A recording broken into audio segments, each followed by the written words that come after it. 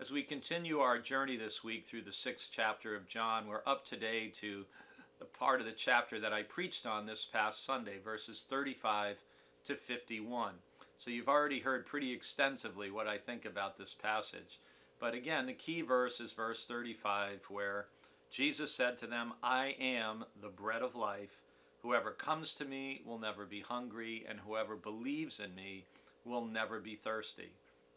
I spoke on Sunday about the central role that bread played in ancient Middle Eastern culture 2,000 years ago, that it was a staple of the diet of poor and rich alike. Everybody ate bread.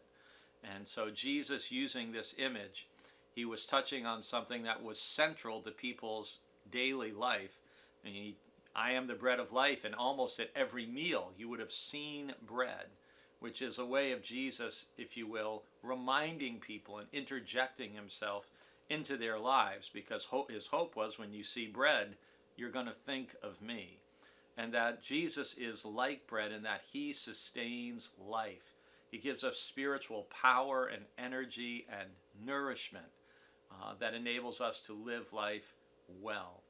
And Jesus is also hearkening back to the story of the Israelites and the Exodus and God providing in the wilderness. And here he is providing for people after feeding the 5,000.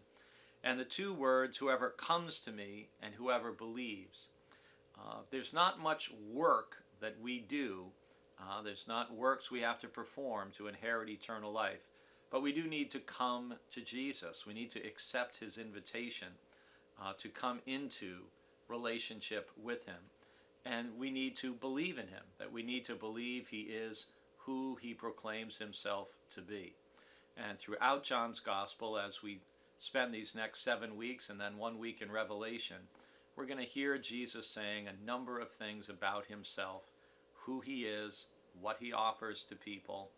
And for some of us, it can be hard to believe, well, why wouldn't everybody respond positively? Why wouldn't everybody want to accept Jesus' offer? Well, when Jesus was physically walking the earth, everybody didn't believe him, didn't come to him, didn't accept him, didn't trust that he was telling the truth about himself and who he was. So we shouldn't be surprised that 2,000 years later, in a totally different culture, that we find lots of people who are very skeptical, or don't want to come to Jesus, or haven't yet come to him, or don't believe that he is the bread of life, the one who can sustain us and strengthen us.